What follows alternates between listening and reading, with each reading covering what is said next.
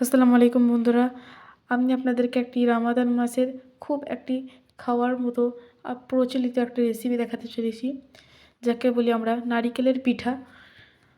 নারিকেলের পিঠা বানানোর জন্য ফার্স্টে আপনারা একটা জায়গায় লো ফ্লেমে নারিকেল দিয়ে দেবেন।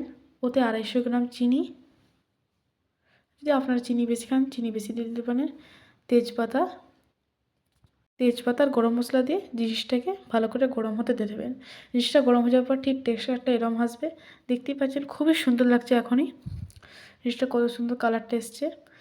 দিয়ে এই আঁচেতেই আপনারা দিয়ে দেবেন গরম পানি। পানিটা গরম হবে আস্তে আস্তে, একটু টাইম লাগবে 2-3 মিনিট।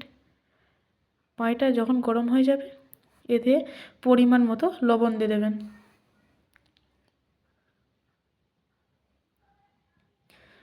লবণটা দিয়ে এই পানিটাকে আপনারা ঢেকে রেখে দেবেন। ঢেকে দেওয়ার পর আপনারা ঢেকে রেখে দেওয়ার 3-4 মিনিটের মধ্যেই বা কিছুক্ষণ সময় লাগার পর পানিটা ফুটবে। আপনারা আস্তে করে খুলবেন, দেখতেই পাচ্ছেন পানিটা ফুটে গেছে। এবারে এই পানিতে আপনারা পরিমাণ মতো আটা দিয়ে দেবেন।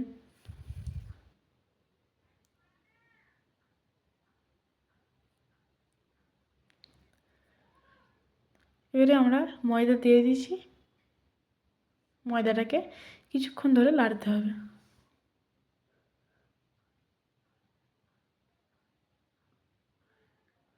ময়দাটি আমাদের নাড়া হয়ে গেছে।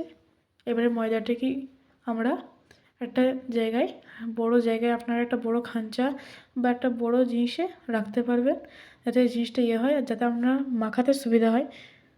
দেখতেই পাচ্ছেন আমরা নিয়েছি ময়দাটাকে আপনারা এরম করে একটু করবেন যাতে লেচিটা কাটতে সুবিধা হয়। ভাগ করে আপনি এরম করে রোল করে নেবেন যাতে লেচিটা খুব সুন্দরভাবে কেটে যায়।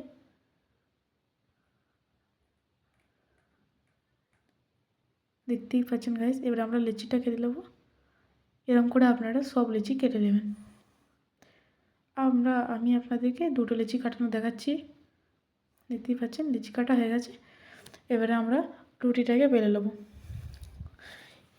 দেখতে পাচ্ছেন এখানটা আপনাদেরকে একটু গুরুত্ব করে দেখতে হবে। দেখেন ঠিক তো সাইজ হোক, যাতে বড়ো সাইজ না হয়, ঠিক এরকম সাইজ। আর পরিমাণ মতো একটু বেশি দেবেন না, নাহলে খেতে বাজে লাগবে। অল্প এরকম একটু ছাঁইতে দেবেন। এবারে এটাকে এরকম করে মুড়ে নেওয়ার পর, এই জিনিসটা খুবই গুরুত্ব করার জিনিস।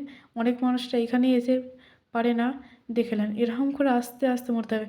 এখানে যদি আপনারা তাড়াহুড়ো করেন তাহলে জিনিসটা বেকার হয়ে যাবে। দেখেন গাইস, এখানে এরকম করে খুব ভালোভাবে করে আপনাদেরকে আস্তে করে রেখে দিতে হবে। আমরা সব এগুলো করে নিয়েছি পিঠাগুলো। এবারে পিঠাগুলো খালি গাইস ভাজতে হবে। আপনারা একসাথে যদি আপনাদের কড়াটা বড় হয় বা যেই যে জায়গাটায় আপনারা ভাজছেন সেটা যদি বড় হয়, আপনারা অনেকগুলো রাখতে পারেন। আমরা যেমন দেখতেই পাচ্ছেন গাইস 4টে ছেড়েছি। এইগুলোকে একটু হতে টাইম লাগবে, যাতে ভালো লাগে জিনিসটা খেতে। দেখতেই পাচ্ছেন আমরা এটা দিয়ে দিয়েছি, এটা আস্তে আস্তে ভেজে গেছে। দেখতে পাচ্ছেন ঠিক এরকম টাইপের যখনই সময়টা হয়ে আসবে আপনাদেরকে তুলে নিতে হবে। দেখতে পাচ্ছেন কালারটা কত সুন্দর হয়েছে, আর এক একটা দেখতেই কত সুন্দর হয়েছে, আর খেতে কত সুন্দর হবে বুঝতেই পাচ্ছেন গাইস।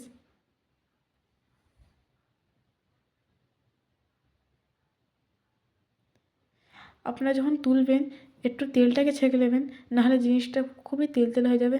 এটা শরীরের পক্ষে খুবই খারাপ, তাই আপনারা তেলটাকে ভালোভাবে ছেঁকে নেবেন।